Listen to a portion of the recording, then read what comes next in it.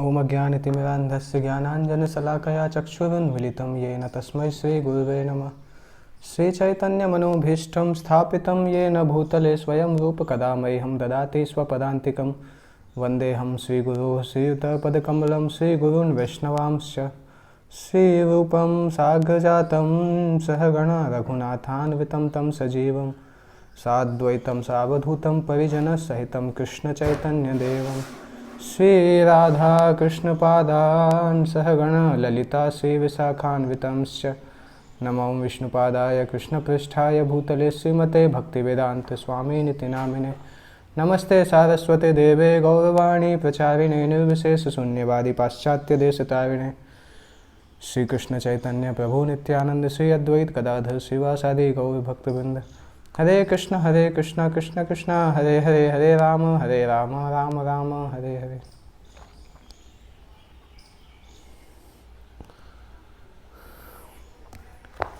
हरे कृष्णा। कल हमने डिस्कस किया था बालकांड का बहुत इम्पोर्टेंट सेक्शन पे हम पहुंचने वाले हैं। विश्वामित्र और राम की ये जो जर्नी है विश्वामित्र के यज्ञ के लिए, और उसके बाद राम और सीता का विवाह जो होता है, ये बालकांड का सबसे इम्पोर्टेंट सेक्शन है। तो कल हमने देखा था विश्वामित्र ने बताया कि कैसे दो जंगल जो थे, मालदा और करुषा, दोनों जंगल ताड़का ने नष्ट कर दिए थे। और जब राम ने सुना तो राम को पता चला कि विश्वामित्र चाहते हैं कि राम ताड़का का वध करें, फाइट करें ताड़का के साथ। और विश्वामित्र को पता चल गया कि राम अपने अंदर क्या सोच रहे हैं। जिस प्रकार से कृष्ण ने सोचा था पूतना को मारने के पहले, उसी तरह से राम भी सोच रहे हैं कि राम इस अवतार में डीमंस, राक्षसों का वध प्रारंभ करने वाले हैं, और पहली राक्षसी जो है वो स्त्री है, वुमेन है। तो राम के मन में असमंजस था कि किस प्रकार से स्त्री को मारना चाहिए, क्योंकि राम का इतना अच्छा संस्कार था, राम का कल्चर इस तरह से था कि वो कभी स्त्री की तरफ गुस्सा से देख भी नहीं सकते थे, स्त्री को खराब बुरी बातें बोल भी नहीं सकते थे, उनको मारना तो दूर की बात है। राम के लिए एक स्त्री जो थी वो शुद्धता का चिन्ह थी, सिंबल ऑफ प्योरिटी, शुद्धता की प्रतिरूप थी। और ऐसे स्त्रियों को हमेशा सम्मान करते थे। हर स्त्री में उनको माँ कौशल्या के समान सम्मान करते थे।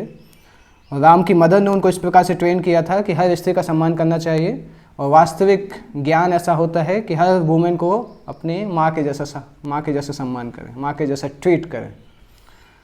तो ये हम देखते हैं हितोपदेश में भी आता है, चाणक्य पंडित भी बताते हैं कि वास्तविक ज्ञान होता है दूसरे स्त्री को माँ के जैसा मानना, पर स्त्री मातृवत परदारेषु। इस तरीके से स्त्री का सम्मान जिस समाज में होता है वो समाज प्रगति करता है। आजकल का समाज हम देखते हैं स्त्री का सम्मान नहीं है, स्त्री का सम्मान के बजाय उसमें स्त्री को एक्सप्लॉइट करने की टेंडेंसी होती है, इसलिए समाज अभी पतन की तरफ जा रहा है। तो राम एक स्त्री को इतना सम्मान करते थे, इसलिए राम सोच रहे थे कि ताड़का का वध कैसे किया जाएगा। ये राम के मन में विचार था इस प्रकार से। तो आचार्य को समझ में आया, विश्वामित्र को ये समझ में आई कि कैसे करेंगे। तो विश्वामित्र ने राम को फिर याद दिलाया कि राम की कितनी जिम्मेदारियां थी, संसार को राक्षसों से मुक्त करना था, इक्ष्वाकु वंश के होने के कारण उनको समाज की रक्षा करनी थी, और यज्ञ की रक्षा करना भी राजा का कर्तव्य है। तो कई बार यह अपने कर्तव्य का पालन करने के लिए अपने सिद्धांतों को भी छोड़ना पड़ता है। तो विश्वामित्र ने बोला कि स्त्री को सम्मान करना, स्त्री की पूजा करना राम का सिद्धांत है, परंतु अपने सिटीजन्स को, नागरिकों की रक्षा करना, उनको टॉर्चर से बचाना राम का बड़ा सिद्धांत है। तो उस बड़े सिद्धांत के लिए राम को अपने पर्सनल छोटे सिद्धांत को छोड़ना होगा। और फिर राम को और फिक्स करने के लिए विश्वामित्र ने बताया कि ये कोई स्त्री नहीं है, तुम्हें उसको सामान्य स्त्री जैसा नहीं मानना चाहिए, ये एक्चुअली स्त्री प्रजाति में एक राक्षसी के समान है। इसको अगर कोई अच्छी वुमेन है, कोई अच्छी स्त्री है जिसके अंदर अच्छे गुण हैं, और उसको अगर कोई व्यक्ति परेशान करेगा, उसको अगर कोई व्यक्ति मारेगा तो उस व्यक्ति को पाप लगेगा। परंतु ये स्त्री खुद ही पाप की प्रतिमूर्ति है, सिन पर्सोनिफाइड। उसके द्वारा पूरे ब्रह्मांड में पूरे संसार में इतना ज़्यादा आतंक मचाया हुआ है। इस स्त्री ने कितने सारे ऋषि मुनियों को मार डाला है, लोगों में इतना आतंक मचाया है, तो ये सम्मान के लायक नहीं है। विश्वामित्र ने एक एग्जाम्पल भी दिया कि कई बार अगर कोई स्त्री बहुत राक्षसी के समान हो जाती है या अधर्म की तरफ जाती है तो उसको मारना पड़ता है। भगवान विष्णु ने भी एक स्त्री को मारा था। कश्यप, एक्चुअली उसके पहले एक और स्टोरी सुनाते हैं वो, कि एक सुमति नाम से एक स्त्री थी जिसने बहुत शक्तियाँ प्राप्त कर ली थी। उसके कारण, उस शक्तियों के कारण उसको घमंड आ गया था और उस घमंड के कारण वो राक्षसी समान हो गई थी। कितने सारे लोगों को उसने मार डाला, जो उसके सामने आता था उसको मार डालते थे। और उसका नाम इतनी ज़्यादा खराब हो गई थी कि उसका नाम कुमति कर दिया गया था। सुमति मतलब अच्छी बुद्धि, कुमति मतलब खराब बुद्धि। और इंद्र ने जब देखा कि वो इतनी डेंजरस हो चुकी है तो इंद्र ने उसको मार डाला। इंद्र ने मंथारा को भी मारा था, विरोचन की डॉटर को, क्योंकि वो भी पूरे संसार को विनाश करने वाली थी। और भृगु मुनि की पत्नी, जो ख्याति नाम से पत्नी थी, उसको भगवान विष्णु ने मारा था, क्योंकि वो ख्याति राक्षसों का पक्ष ले रही थी। उनको राक्षसों के प्रति उनके लिए मन में दया भावना थी और राक्षस जब उनके पास गए तो उन्होंने देवताओं का सीक्रेट जो था वो राक्षसों को बता दिया और फिर देवताओं को अपनी शक्ति के द्वारा एक जगह पे स्थिर कर दिया। देवता हिल नहीं पा रहे थे, तो अगर देवता इस स्थिति में रहते तो राक्षस उनको मार डालते। इसलिए भगवान विष्णु ने आके उनको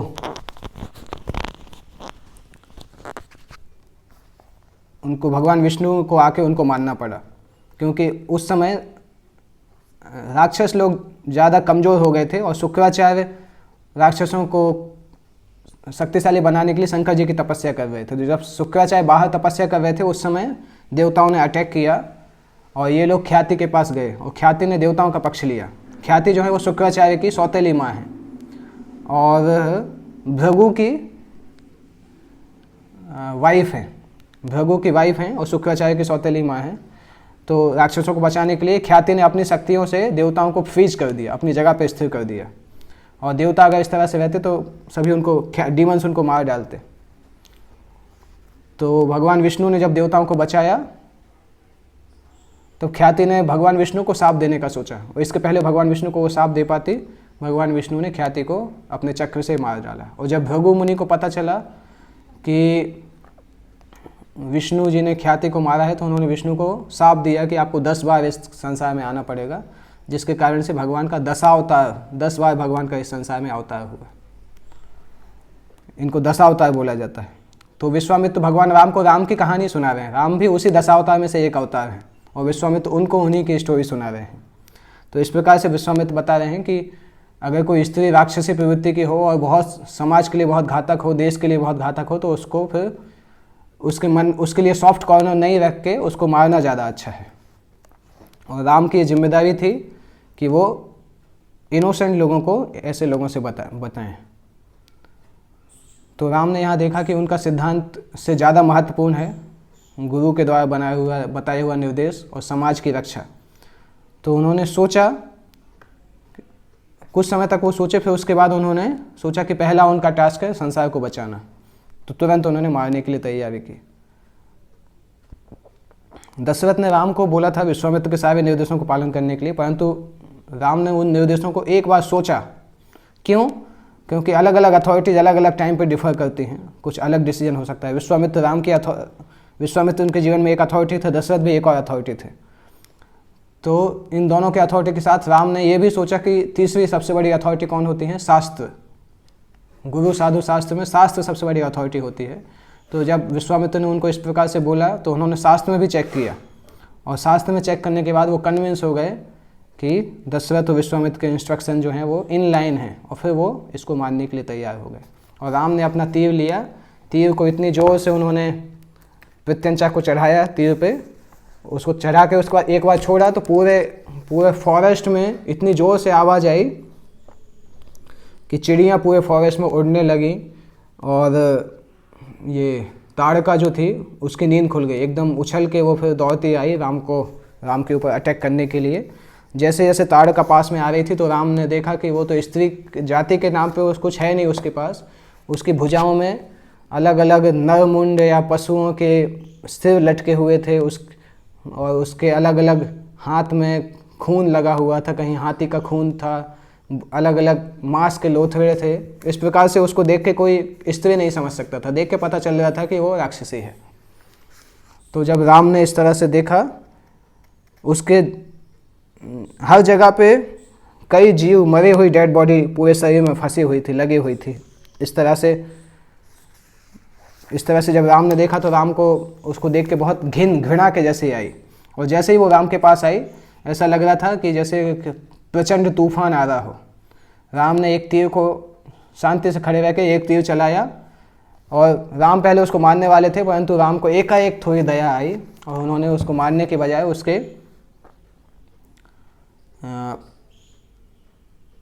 उसके दोनों हाथ काट दिए, और लक्ष्मण ने तीर चलाए, उससे उसकी नाक और कान कट गए। ताड़का को अभी सब पता चला कि ताड़का अभी हारने वाली है, इसलिए वो अभी माया के द्वारा कार्य करने लगी। आकाश में जाके छुप के अदृश्य होके दोनों भाइयों के ऊपर बहुत सारे शस्त्र फेंक रही थी ताड़का। तो जब इस तरह से होने लगा, विश्वामित्र ने भी देखा कि राम के अंदर फिर से दया की भावना आ रही है। तो विश्वामित्र ने उनको बोला कि राम अभी इस दया की भावना को छोड़ो, क्योंकि ये कोई निर्दोष स्त्री नहीं है जिसको तुम्हें बचाना है, तुम्हें इसको मारना पड़ेगा, नहीं तो ये संसार के लिए बहुत डेंजरस है। उन्होंने ये भी दिखाया कि अभी रात होने वाली है, रात में राक्षसों की शक्ति बहुत बढ़ जाती है, अगर एक बार रात हो जाएगी तो इसको मारना बहुत मुश्किल होगा। तो राम को समझ में आया कि हाँ, विश्वामित्र एकदम सही बोल रहे हैं और तुरंत इसको मारना चाहिए। और राम ने सोचा कि उनकी दया जो थी वो उनके धर्म के बीच में आ रही थी, इसलिए उन्होंने तुरंत अपनी दया को हटाया। और ताड़का अभी भी दिखाई नहीं दे रही थी। तो ताड़का, राक्षसों की आदत होती है जोर जोर से हंसने की, तो ताड़का ने इस तरह से एक बार जोर से हंसी, और जैसे ही राम को समझ में आया कि किस दिशा से हंसी की आवाज़ आई है, उसी दिशा में राम ने तीर छोड़ दिया, और वो तीर जो था वो उसके हार्ट, हृदय के अंदर से घुस के उसके शरीर को पार करके निकल गया और आकाश में चला गया। तो ताड़का तुरंत गिरी और गिर के वहाँ पे मर गई। राम ने तुरंत विश्वामित्र से माफ़ी मांगी कि उन्होंने उनके निर्देशों को एग्जैक्टली पालन नहीं किया। कुछ देर के लिए वो भूल गए निर्देशों को, अपनी दया के कारण। तो राम सोच रहे थे कि वो विश्वामित्र की आंखों में अपराधी हैं। ये एक बहुत इम्पॉर्टेंट चीज़ है एक लीडर के लिए, कि राम इतना सोच विचार कर रहे थे शास्त्र के आधार पे, गुरु के आधार पे। तो लीडर को बहुत ज़रूरी है इस प्रकार से इंडिपेंडेंटली थॉटफुल। दो अलग अलग वस्तुएं हैं, इंडिपेंडेंट होना अलग है, इंडिपेंडेंटली थॉटफुल होना अलग है। इंडिपेंडेंट खराब होता है, हमें किसी न किसी के अंडर में होना चाहिए आध्यात्मिक जीवन में। इंडिपेंडेंटली थॉटफुल मतलब अगर हमारे सीनियर ने हमें कोई कार्य करने के लिए दिया है तो उसको हम अच्छे से कैसे करना है वो सोचने की क्षमता हमारे पास होनी चाहिए, उसको इंडिपेंडेंटली थॉटफुल होना चाहिए। तो विश्वामित्र को बहुत अच्छा लगा कि राम के अंदर ये क्षमता है, क्योंकि लीडर के अंदर ये क्षमता होनी चाहिए। चीज़ों को प्लान करना, ऑर्गेनाइज करना, अच्छे से मैनेज करना, ये लीडर की एक क्षमता है। तो विश्वामित्र बहुत इम्प्रेस हुए राम की एबिलिटी से, जो कि लीडर के अंदर ऐसी होनी चाहिए। और विश्वामित्र बहुत खुश हुए कि राम ने उनसे तुरंत माफ़ी मांगी। यद्यपि राम की कोई ऐसी गलती नहीं थी, परंतु तुरंत उन्होंने माफ़ी मांगी।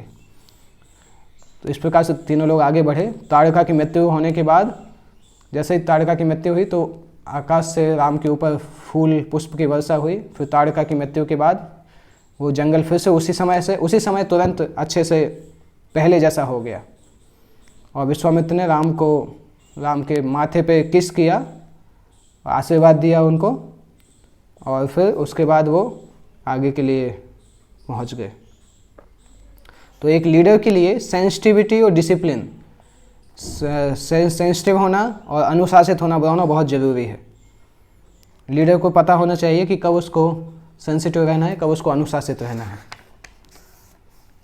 दूसरे दिन सुबह विश्वामित्र ने राम को बताया कि अभी राम जो हैं उन्होंने बहुत अच्छे से ताड़का का वध किया, और बहुत अच्छे विचार के साथ, अच्छी सूझबूझ के साथ उन्होंने सोचा और ताड़का का वध किया। इसलिए विश्वामित्र उनसे बहुत खुश हैं। और विश्वामित्र ने उनसे बोला कि अभी मैं तुम्हें अपनी और ज़्यादा बड़ी दिव्य मिसाइल, दिव्य अस्त्र शस्त्र में तुम्हें देना चाहता हूँ। इस प्रकार से विश्वामित्र ने राम से बोला। और राम को उन्होंने 4 तरीके के पहिए दिए, 4 तरीके के चक्र दिए। एक्चुअली चार प्रकार के चक्र थे वो। एक चक्र जो कि दंड देता है, दूसरा चक्र जो धर्म को स्थापित करता है, तीसरा चक्र जो समय को रोक देता है, और चौथा चक्र जो भगवान विष्णु का सुदर्शन चक्र है। उन्होंने राम को इंद्र का वज्र भी दिया, शिव के त्रिशूल भी दिया, ब्रह्मा जी का ब्रह्म शीर्षा त्रिशूल भी दिया, और मोदकी और शिकरी नाम से 2 मेसेस दिए, धर्मपास, कालपास और वरुण पास, ये 3 प्रकार के बंधन जो लोगों को फेंक के उनको बांधा जाता है, धर्मपास, कालपास और वरुण पास। इसके साथ साथ उन्होंने अलग अलग अनंत, इसमें लिखा है हजारों शस्त्र उन्होंने दिए, क्योंकि विश्वामित्र के पास दुनिया के सारे शस्त्र थे। तो सारे शस्त्र राम के पास एक व्यक्ति के रूप में स्थित हुए। उन्होंने राम को प्रणाम किया और बोला कि आज से हम आपके दास हैं, आप जब भी हमें आदेश करेंगे हम आपकी सेवा में उपस्थित रहेंगे। और राम ने उन सभी को स्वीकार किया और उनसे बोला कि आप अभी जाइए, जब वो बुलाएंगे तब वो आ सकते हैं। और राम इस प्रकार विश्वामित्र को प्रणाम करते हैं कृतज्ञता के द्वारा इन सारी गिफ्ट्स के लिए। और विश्वामित्र बहुत खुश हो जाते हैं कि आज उनके ऊपर से एक बहुत बड़ा लोड हो गया, उनके ऊपर से बहुत बड़ा लोड शांत हो गया, क्योंकि ये मिसाइल जिसकी थी उसी को उन्होंने वापस कर दी। राम ही उन मिसाइल के स्तोत्र हैं। और विश्वामित्र बहुत खुश थे कि ये आज सही वास्तविक मालिक के पास पहुंच गई, वो सारी की सारी मिसाइल हैं। इस तरह से ये लोग आगे बढ़ते हैं। फिर उसके बाद जब आगे जाते हैं ये सभी, तो विश्वामित्र बताते हैं कि अभी उनका समय आ गया है कि उनको गंगा के तट से उनको कौशिकी नदी के तट तक जाना था। राम जानना चाहते थे कौशिकी नदी क्या है, और कौशिकी नदी क्योंकि बहुत फेमस थी, तो उसकी स्टोरी विश्वामित्र मुनि अभी बताते हैं कैसे ये कौशिकी नदी बनी। ब्रह्मा जी के एक पुत्र थे, उनका नाम था कुश। और कुश इतने बड़े पुत्र, इतने शक्तिशाली थे, इतने अच्छे राजा थे कि उनको पूरी धरती का राजा बना दिया गया। और उनकी वाइफ का नाम था वैदर्भी। तो कुश और वैदर्भी के 4 पुत्र थे। पहले पुत्र का नाम कुश था, पहले पुत्र का उन्होंने सेम नाम रखा था। दूसरे पुत्र का नाम कुशनाभ, फिर अधूर्त, फिर वसु। इन चारों में से जो दूसरे पुत्र थे कुशनाभ की 100 सुंदर पुत्रियां थीं। और एक बार ये पुत्रियां जो थी ये गार्डन में खेल रही थी, अपने महल के गार्डन में। तो वायुदेव उनको देखना चाहते थे, इतनी सुंदर स्त्री थी, पुत्रियां थीं। तो वायुदेव ने जैसे ही उनको देखा तो उनसे प्रेम करने लगे और उनसे बोला कि आप मुझसे शादी कर लीजिए। और वायुदेव बताने लगे अपने घमंड में कि मैं इतना शक्तिशाली हूँ, इतना बड़ा देवता हूँ, मैं संसार में ये करता हूँ वो करता हूँ। तो ये जो लड़कियाँ थीं उन्होंने वायुदेव को प्रणाम किया और सम्मान किया, परंतु उन्होंने बोला कि विवाह हम केवल तभी कर सकते हैं जब हमारे पिता की आज्ञा होगी, हमें पिता से आज्ञा लेनी होगी, और अगर पिता हमें अलाउ करेंगे तभी हम विवाह कर सकते हैं। तो वायु ने इस तरह से सोचा नहीं था कि कोई लड़कियां उनको मना करेंगी। तो वायु को गुस्सा आ गया। उन्होंने सोचा कि ये लड़कियां बहुत घमंडी हैं। वास्तविकता में लड़कियों की गलती नहीं है, वायु की गलती है, क्योंकि लड़की जो थी वो पिता की संपत्ति थी और पिता के पूछे बिना वो मैरिज नहीं कर सकती हैं। परंतु वायु को घमंड आया कि, और वायु इतने घमंडी थे, उनको गुस्सा भी आया। तो उन्होंने लड़कियों की बैकबोन, रीढ़ की हड्डी तोड़ दी और सभी के सभी लड़कियों को बहुत दर्द हुआ। जब कुशनाभ ने इस तरह से देखा कि वायु ने इस तरह से उनकी लड़कियों के साथ कार्य किया है तो उनको बहुत दुख हुआ। साथ साथ उनको ये गर्व भी था कि उनकी लड़कियां कभी भी धर्म के रास्ते से अलग नहीं हुई और उन्होंने सही समय पर सही डिसीजन लिया। तो कुशनाभ ने उसके बाद इन पुत्रियों की शादी एक बहुत महान ऋषि ब्रह्मदत्त से कराई। शादी के बाद ब्रह्मदत्त ने एक बार उन स्त्रियों को टच किया और सारी की सारी स्त्रियां फिर से सुंदर पुराने पहले जैसी हो गई। तो कुशनाभ अभी एक पुत्र को जन्म देना चाहते थे। उस पुत्र को जन्म देने के लिए उन्होंने एक यज्ञ किया और यज्ञ से उनके उस पुत्र का जन्म हुआ। उस पुत्र का नाम था गाधी। और ये पुत्र जो थे वो बहुत महान पुत्र थे, चंद्रवंश के बहुत महान राजा हैं ये इतिहास के। इनके 2 पुत्र थे, कौशिक और कौशिकी। तो कौशिक जो थे वो बाद में राजा बने और वही कौशिक जो हैं वो विश्वामित्र हैं। तो गाधी मतलब जो है वो विश्वामित्र के पिता हैं और कौशिकी जो हैं वो नदी हैं, जिस नदी के बारे में विश्वामित्र बता रहे हैं। तो ये कौशिकी जो थी ये वास्तविकता में विश्वामित्र की बहन हैं और इनकी शादी हुई थी ऋचिका ऋषि से, और ऋषि भृगु के पुत्र थे। भृगु के पुत्र ऋचिका से उनकी शादी हुई थी। तो ऋचिका ने कौशिकी के साथ कुछ समय बिताया, उसके बाद ब्रह्मलोक के लिए चले गए। तो कौशिकी को अपने पति का वियोग सहन नहीं हुआ और वो नदी का रूप लेके पति के पीछे पीछे जाने लगी ब्रह्मलोक तक। उन्होंने बोला कि मैं आपके साथ साथ जाऊंगी क्योंकि मैं आपकी अर्धांगिनी हूँ, तो मैं आपके साथ ही जाऊंगी। पर विचिका ने बोला कि नहीं, इस तरह से नहीं बोलना चाहिए। विचिका ने उनको समझाया और बोला कि आप धरती पर रहिए एक नदी के समान और संसार की सेवा करिए, मनुष्यों की सेवा करिए। तो विचिका उसके बाद ब्रह्मलोक चले गए और कौशिकी जो थी वो नदी के रूप में भारतवर्ष में थी और सभी की सेवा कर रही थी, मनुष्यों की, जानवरों की, सभी की सेवा कर रही थी। ऐसा बोलते हुए विश्वामित्र ने उस नदी को टच किया, उसके जल को, और ये नदी स्वयं उनकी बहन थी। और राम और लक्ष्मण ने जब इस तरह से सुना ये स्टोरी, उनके गुरु के लाइफ की स्टोरी, गुरु की फैमिली की स्टोरी, तो वो बहुत कृतज्ञ हो गए अपने गुरु के लिए। उनको बहुत अच्छा लगा देख के कि दोनों भाई बहन समाज की सेवा कर रहे हैं। एक बहन जो है वो नदी के रूप में लोगों की प्यास को बुझा के, और भाई जो है वो पूरे संसार को ज्ञान दे के समाज की सेवा कर रहे हैं। तो इस प्रकार से राम लक्ष्मण विश्वामित्र के लिए बहुत कृतज्ञ हो गया, उनका सम्मान कई गुना विश्वामित्र के लिए बढ़ गया। तो जिस प्रकार से बच्चे रहते हैं, जिस प्रकार से बच्चे व्यवहार करते हैं, उस व्यवहार से पता चलता है कि उस घर में क्या कल्चर है और क्या वैल्यूज़ हैं। तो बच्चों के व्यवहार से उस फैमिली का व्यवहार और उसकी वैल्यूज़ पता चलती हैं। क्योंकि दोनों कौशिक और कौशिकी दोनों के पिता जो महाराज गाधी थे वो बहुत बड़े सम्राट थे, बहुत अच्छे सम्राट थे। उन्होंने हमेशा अपने नागरिकों की सेवा की, इसलिए उनके पुत्र जो थे विश्वामित्र और कौशिकी, दोनों ने ये सेवा का जो कल्चर था, संस्कार, वो स्वीकार किया और पूरी सोसाइटी की सेवा की। कौशिकी नदी के रूप में सेवा की और उनको नदी के रूप में लोगों की प्यास बुझा के उनको शुद्ध करके, और विश्वामित्र के ऋषि बन गए, अपने ज्ञान के द्वारा संसार को शुद्ध कर रहे थे। और इस प्रकार के जीवन ने भगवान राम की कृपा को अट्रैक्ट किया। इसके बाद वो लोग आगे जाते हैं तो वहाँ पे एक और हर्मिटेज देखते हैं, एक और झोपड़ी देखते हैं। उसको देख के राम के मन में फिर से प्रश्न आता है कि ये झोपड़ी किसकी है।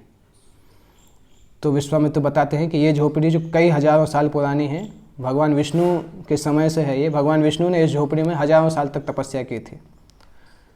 और फिर विश्वामित्र उनको स्टोरी सुनाते हैं बलि की, किस प्रकार से प्रहलाद के जो पोते थे उन्होंने एक बार अटैक किया था और देवताओं को हरा दिया था। और देवता जब भगवान विष्णु के पास आए थे तो भगवान विष्णु ने उनको बोला था कि ठीक है, मैं आके आपकी रक्षा करूँगा। तब कश्यप और अदिति के गर्भ से भगवान विष्णु ने जन्म लिया था वामन देव के रूप में। और वामन देव एक बार जब बलि के राज्य में जाते हैं, वो स्टोरी आप सभी जानते हैं कि वामन देव 3 पग जमीन मांगते हैं और जब बलि उसके लिए तैयार हो जाते हैं तो वामन देव फिर 2 पग से पूरा संसार नाप देते हैं। और जब तीसरा पग कहाँ रखना है ये पूछते हैं तो बलि उनको अपना सिर नीचे कर देते हैं कि आप मेरे सिर के ऊपर अपना पैर रख दीजिए। तो वामन देव उनको अपनी शरण में ले लेते हैं और वामन देव उनकी इस ऑफरिंग से इतना खुश होते हैं कि उनके शुद्ध भक्ति और समर्पण से बहुत खुश होते हैं। और वामन देव बलि को पूरा सुतल लोक दे देते हैं और पर्सनली बलि के राज्य में गार्ड बन के बलि के गेट पे उनकी रक्षा करते हैं। और वामन देव बलि को आशीर्वाद देते हैं कि अगली बार आप इंद्र बनेंगे, इस इंद्र का समय खत्म होने के बाद आप इंद्र बनेंगे। तो बलि जो थे वो बहुत खुश थे इन गिफ्ट्स के द्वारा और भगवान को जीवन समर्पित करने के कारण। पर सुतल लोग जाने के पहले बलि ने एक रिक्वेस्ट की भगवान से कि उनको ये आशीर्वाद दिया जाए कि अपने इस धरती के राज्य पे वो साल में एक बार आ सकते हैं अपने नागरिकों को देखने के लिए। तो वामन देव ने बोला कि ठीक है, ऐसा कर सकते हैं। तो बलि फिर सुतल लोक में चले गए और भगवान के बहुत बड़े भक्त बन गए। और वामन देव ये पूरी लीला कंप्लीट करने के बाद इसी स्थान पे आए और इस स्थान पे कुछ देर तक निवास किए। और बलि और कई हजार सालों के बाद ये आश्रम जो है विश्वामित्र उनके शिष्य के अंडर में था। विश्वामित्र ने राम को बताया कि ये वास्तविकता में राम का ही आश्रम है, क्योंकि वामन देव जो है वो राम स्वयं है। वास्तविकता में राम उसके मालिक हैं और विश्वामित्र उसके केयर टेकर हैं केवल। राम पहले विष्णु के रूप में वहाँ पे आके तपस्या किए, उसके बाद वामन के रूप में आके वहाँ पे रुके और अभी फिर से वो उसी जगह पे आ रहे हैं। तो विश्वामित्र ने बोला राम को कि ये आपका ही आश्रम है। तो यहाँ पे विश्वामित्र की स्टोरी और बलि की स्टोरी दोनों समान है, क्योंकि दोनों ने भगवान को सरेंडर किया, परंतु किस तरीके से सरेंडर किया उसमें अंतर है। बलि को भगवान वामन ने फोर्स किया सरेंडर करने के लिए, भगवान विष्णु का अवतार लेके बलि को सरेंडर करने के लिए आना पड़ा, परंतु विश्वामित्र खुद अयोध्या गए और दशरथ को रिक्वेस्ट करके राम को लाए और राम के लिए सरेंडर किया। और इस यात्रा के दौरान विश्वामित्र ने अपना सब कुछ राम को धीरे धीरे देते जा रहे हैं। अपना बल अतिबल मंत्र दिए, फिर अपनी सारी मिसाइल्स उन्होंने दी, फिर भगवान की भक्ति करना प्रारंभ किया। तो और साथ साथ बलि ने जो ये वरदान मांगा था कि साल में एक बार वो अपने सिटीजन को देखने आ सकते हैं, तो वामन देव ने उनको परमिट किया। और जिस दिन वो आते हैं उस दिन का नाम है ओणम। ओणम का दिन केरल में मनाया जाता है। बलि महाराज की राजधानी केरल में थी, तो वो दिन जिस दिन बलि अपने राज्य में लौट के आते हैं उसको हर दिन ओणम के जैसा मनाया जाता है। और बलि ये देखने के लिए आते थे कि उनके जो सिटीजन्स हैं वो किस प्रकार से रह रहे हैं। इस प्रकार से भगवान राम और लक्ष्मण अभी वहाँ पे पहुँचते हैं विश्वामित्र के आश्रम में, और यज्ञ प्रारंभ होता है। इस आश्रम का नाम है सिद्धाश्रम। सिद्धाश्रम है वो जगह जहाँ पे विश्वामित्र अपने यज्ञ को कर रहे थे, और राम ने विश्वामित्र से बोला कि आप तुरंत यज्ञ चालू करिए। विश्वामित्र ने यज्ञ चालू करने के पहले साइलेंस, मतलब कुछ नहीं बोलने की शपथ ली। और दूसरे ऋषियों से विश्वामित्र राम को पता चला किस प्रकार के राक्षस हैं, कहाँ से आते हैं। ऋषियों ने बताया कि ये राक्षस कहीं से भी आ सकते हैं, किसी भी समय आ सकते हैं, इसलिए जब तक अगले 6 दिन तक जब तक यज्ञ चल रहा है तब तक आपको हल्की सी भी नींद नहीं होनी चाहिए, थोड़ा सा भी इनअटेंशन नहीं होनी चाहिए, नहीं तो यज्ञ खत्म हो जाएगा। तो राम और लक्ष्मण जो हैं वो दोनों यज्ञ को पूरी ध्यान से सुरक्षा करने लगे। और इस तरह से डिस्क्रिप्शन आता है रामायण में कि दोनों का यज्ञ की रक्षा करना इस तरह से था जैसे आँखों की जो पलकें होती हैं वो आँखों की रक्षा करती हैं। तो दशरथ यज्ञ में एक गेट पे खड़े थे, एंट्री गेट पे, और राम जो थे उस गेट पे जाते थे और उस गेट से चालू करते थे और यज्ञ के पूरे सर्कम्फ्रेंस का चक्कर लगाते थे, गोल चक्कर लगाते थे, और फिर से उस गेट पे आते थे। उस गेट पे आके फिर लक्ष्मण को टच करते थे, अलर्ट करते थे, और फिर से यज्ञ को पूरा घूमते थे। तो लक्ष्मण एक जगह पे खड़े थे और राम घूम रहे थे। तो आचार्य बताते हैं कि ये इस तरह से समझा जाता है जैसे लक्ष्मण जो है वो नीचे वाली पलक के समान है और आँख जो है वो ऊपर की पलक के समान है। तो ऊपर की पलक ऊपर जाती है, फिर नीचे वाली पलक से टकराती है। इसी तरह से राम पूरे यज्ञ मंडल में घूम रहे हैं और फिर वापस लक्ष्मण के पास आ रहे हैं। और इन दोनों आँखों का उद्देश्य है, इन दोनों पलकों का उद्देश्य है आँखों की रक्षा करना। इसी तरह से राम और लक्ष्मण का उद्देश्य था यज्ञ की रक्षा करना, क्योंकि पलकों को पता रहता है कि आँख कितनी ज़्यादा महत्वपूर्ण है। इसी तरह से राम और लक्ष्मण की ये जो पोजीशन है उससे पता चलता है कि हम आध्यात्मिक कार्यों को करने के लिए कितना अलर्ट बुद्धि की आवश्यकता होती है। और हमेशा देखना पड़ता है कि कहीं कोई घमंड नहीं आए, कोई गलत विचार हमारे मन में नहीं आए। तो राम लक्ष्मण के इस यज्ञ की रक्षा करना मतलब एक साधक के द्वारा उसके आध्यात्मिक जीवन की रक्षा करना, ये भी इस तरह से समझ सकते हैं। 6 दिन और 6 रात निकल गए, कुछ नहीं हुआ। ऐसा लगा कि शायद ऋषि लोग जो डर रहे थे वो इसी तरह से कुछ ज़्यादा आवश्यकता नहीं थी। परंतु जैसे ही अंतिम दिन आया तो यज्ञ की जो धुआं था, यज्ञ की जो अग्नि थी, वो एकदम तेज़ी से आकाश तक जाने लगी। और विश्वामित्र ने जैसे ही अंतिम आहुति वहाँ पे डालने वाले थे और अंतिम आहुति डाल रहे थे, डालने के बाद एकदम से नई एनर्जी जैसी निकली। और वहाँ के माहौल के कारण सारे साधु पुरुष जो थे, सारे ऋषि मुनि थे, एकदम उनका चेहरा चमकने लगा और वो बहुत खुश हो गए कि यज्ञ खत्म होने वाला है। परंतु उसी समय एकाएक एटमॉस्फेयर बदल गया। इससे पता चलता है कि मिस्टेक करने का सबसे ऐसा समय होता है जब हम जीत के बहुत पास में हों। कई बार हम जीत के बहुत पास में होते हैं, उसी समय हम मिस्टेक कर देते हैं, तो हमें जीत नहीं मिल पाती है। तो इसलिए बुद्धि की आवश्यकता होती है कि सक्सेस मिलने के पास में जाके शिथिल नहीं होना। ऐसा नहीं है कि हम अभी सक्सेस मिल गई तो हम अभी कैसे भी रह सकते हैं। सक्सेस मिलने के पास में जाके हमें और ज़्यादा अडिग होना चाहिए सक्सेस को मेंटेन करने के लिए। तो इस तरह से जैसे ही एटमॉस्फेयर बदला, राम जो कि राजीव लोचन के नाम से जाने जाते हैं, तुरंत उन्होंने दूर से देख लिया कि कुछ डीमंस आने वाले हैं। अभी वो देख रहे हैं कि बड़े बड़े डीमंस दूर से आ रहे हैं, और जैसे ही उन्होंने मारीच और सुबाहु को देखा, तुरंत लक्ष्मण को बोला कि लक्ष्मण तुरंत अभी हमारी बैटल का समय आ गया है। राम लक्ष्मण 6 दिन से इस युद्ध का वेट कर रहे थे, और सारे के सारे ऋषि मुनियों ने जब देखा कि राक्षस आ रहे हैं, आने लगे हैं, तो तुरंत राम लक्ष्मण के पास आए, और भगवान राम के पास जाकर जब उन्होंने विनती की तो राम ने अभय मुद्रा दिखाई। जैसे भगवान अभय मुद्रा कहलाती है, इस प्रकार से हाथ को लेकर लोगों को, अभय का मतलब भय को ख़त्म करना। तो भगवान की इस मुद्रा को देख के सारे ऋषि मुनि जो थे वो एकदम संतुष्ट हो गए और खुश हो गए। और मारीच और सुबाहु जो आ रहे थे, बहुत सारे राक्षसों को लेके आ रहे थे यज्ञ की अग्नि के अंदर। वो कोशिश कर रहे थे कि रक्त को, मांस को, गलत अलग अलग गंदी गंदी वस्तुओं को उसमें डालें, परंतु राम ने, अभी वो लोग यज्ञ, इतनी राम की उपस्थिति के कारण, इतने सारे साधुओं की उपस्थिति के कारण एक चीज़ हुआ कि वो राक्षस जो थे वो ज़मीन पे नहीं आ पा रहे थे। ज़मीन पे आने की उनको शक्ति नहीं थी, ज़मीन टच नहीं कर पा रहे थे। वो ऊपर, वो आकाश में खड़े खड़े कुछ कुछ चीज़ों को फेंक रहे थे और अलग अलग कार्य कर रहे थे। तो जब राम ने देखा कि ये लोग यज्ञ को कंटेमिनेट, दूषित करने की कोशिश कर रहे हैं, तो राम ने यज्ञ की वेदी के चारों तरफ और ऊपर तीर के द्वारा एक कवच के जैसा बना दिया, जिससे कि उसके अंदर कुछ नहीं जा सकता है। तो ये राक्षस बहुत नाराज हुए, बहुत गुस्से में आए, और जब राम ने देखा कि ये भी बहुत हो गया है, तो राम ने एक तीर चलाया। उस तीर का नाम था मनवास्त्र।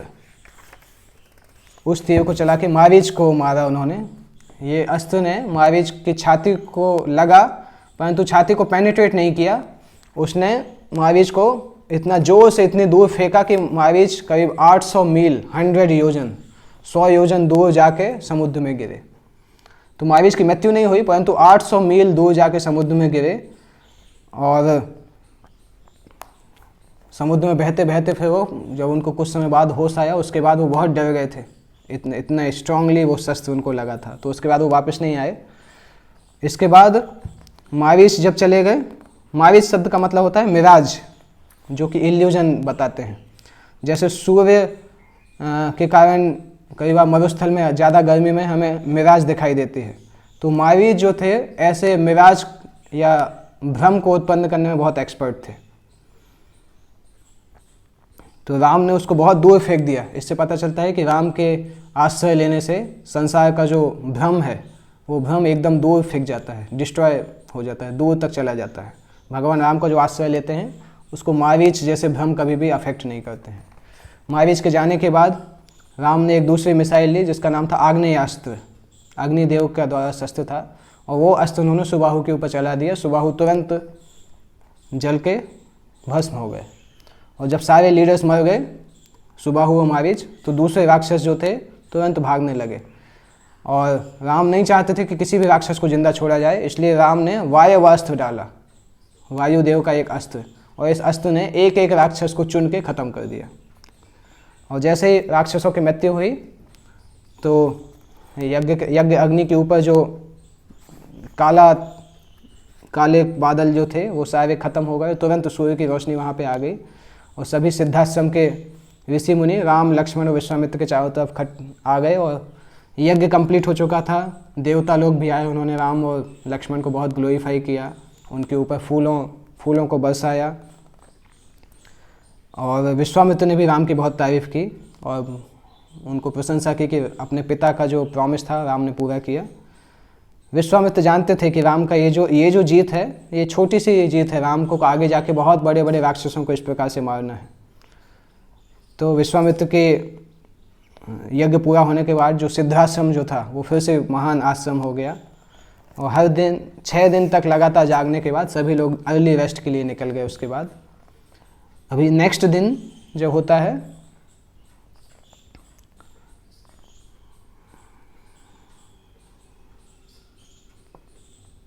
सुबाहु किसको रिप्रेजेंट करते हैं? सुबाहु रिप्रेजेंट करते हैं ऐसे व्यक्ति को जो कि राम को कमज़ोर समझते हैं। एक ऐसा व्यक्ति जिसकी लाइफ स्टाइल ठीक नहीं होती है, लाइफ स्टाइल में कोई सिद्धांत नहीं होते हैं, ऐसे लोग जब किसी डिसिप्लिन व्यक्ति को देखते हैं या डिसिप्लिन सिद्धांत को देखते हैं तो उसको सोचते हैं कि ये अनुशासन और आध्यात्मिक जीवन कमज़ोर लोगों के लिए है। सुबाहु भी इसी तरीके के लोगों की मेंटेलिटी को डिनोट करता है।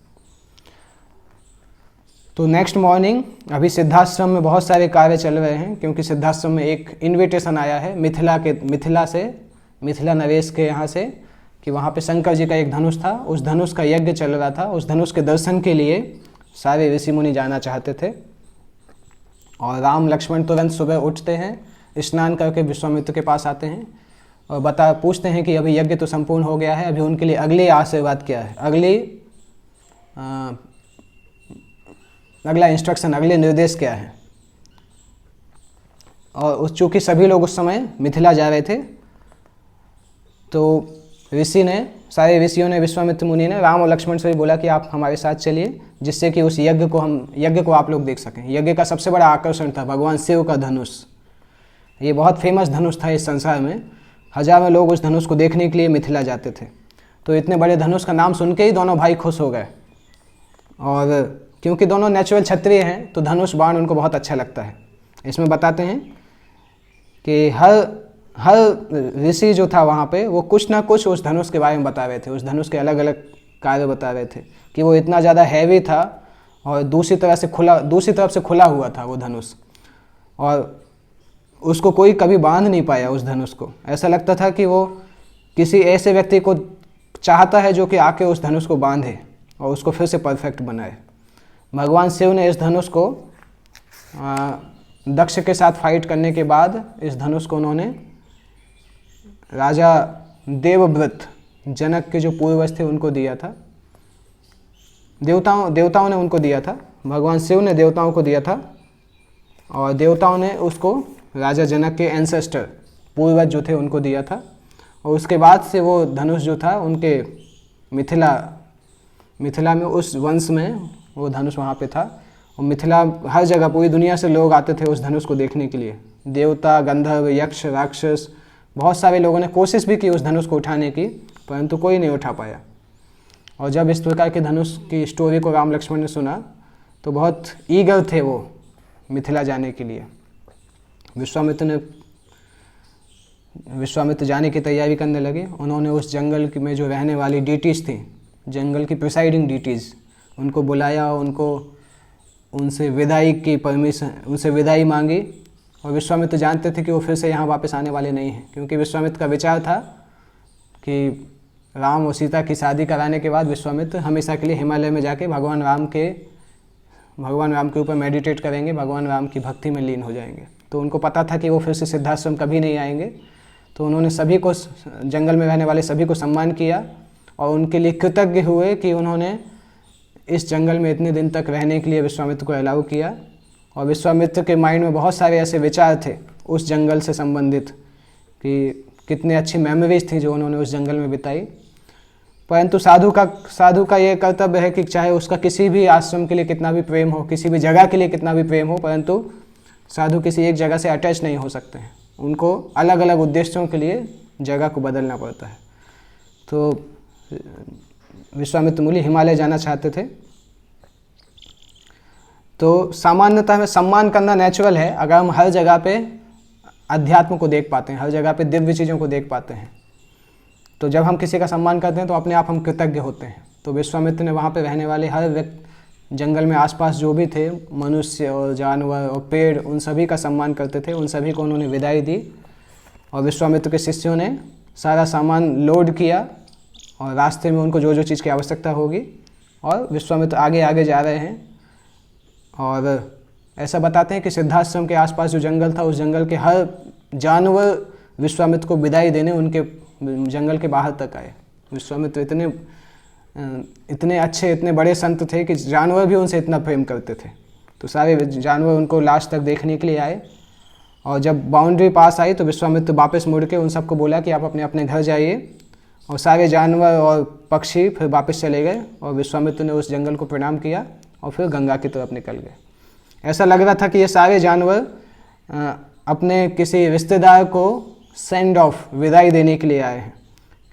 तो इससे बहुत अच्छा प्रिंसिपल समझ में आता है कि अगर हम भगवान को प्रेम करते हैं, भगवान को प्रेम करने के लिए भगवान सभी को प्रेम करना भी आवश्यक है। भगवान के पार्ट एंड पार्सल जो है सभी को प्रेम करते हैं। भक्त का लक्षण होता है कि भगवान को प्रेम करते हैं, सभी के साथ मैत्री रखते हैं। तो भगवान को हम जितना प्रेम करते हैं उतना हम भगवान को हर जगह देख सकते हैं, भगवान के क्रिएशन को हम हर जगह देख सकते हैं। तो जब हम इस प्रकार का प्रेम का जीवन जीते हैं हर जीव के लिए, तो सभी जीव के लिए हम प्रिय हो जाते हैं। जितना हम उनको प्रेम करते हैं उतने ही जीव भी हमें प्रेम करते हैं।